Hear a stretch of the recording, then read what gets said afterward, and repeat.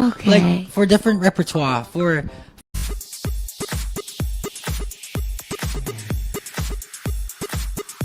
Kinabiliban, Pablo pinahanga ang lahat sa pagsasalita ng English. Pati si Justin at Josh nagulat at napangiti.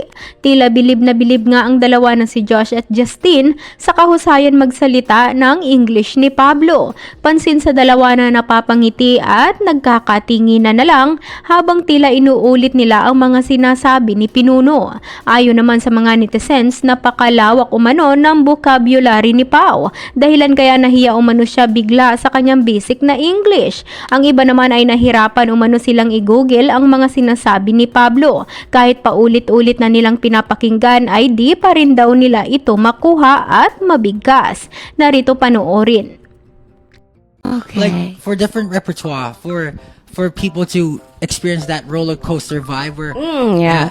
roller coaster of emotions. Okay. Like, for different repertoire, for people to experience that roller coaster vibe, where Yeah. roller coaster of emotions.